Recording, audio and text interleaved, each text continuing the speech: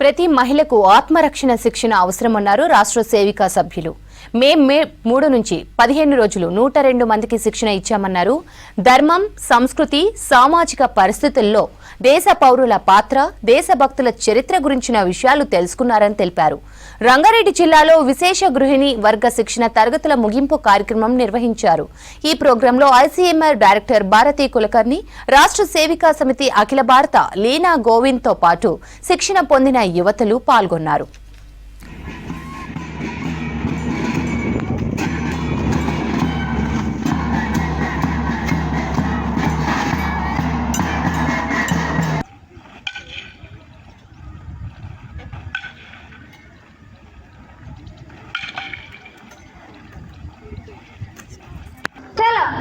एक दो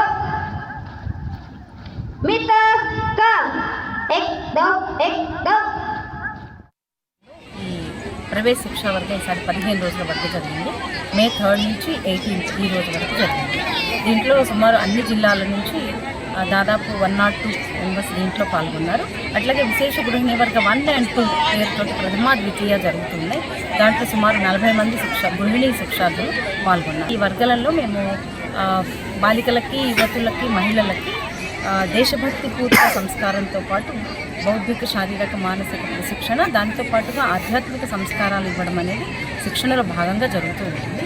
దీంట్లో ఈ ప్రవేశ శిక్షా వర్గ కాకుండా తెలంగాణ ప్రాంతంలో మొత్తం 11 ప్రారంభిక వర్గాలు జరిగినాయి. ప్రారంభిక వర్గాలు అంటే ఒక వారం రోజుల పాటు ప్రశిక్షణ ఉంటుంది. దాంట్లో సుమారుగా మన ప్రాంతం అంతా కలిపి 1000కి పైగా శిక్షార్థులకి ప్రశిక్షణ ఇవ్వడం జరిగింది. 15 दिन का राष्ट्रीय सेविका समिति का जो प्रशिक्षण वर्ग हुआ उसमें सेविकाओं को काफ़ी अच्छा प्रशिक्षण मिला, जिससे उनकी शारीरिक, मानसिक, बौद्धिक क्षमता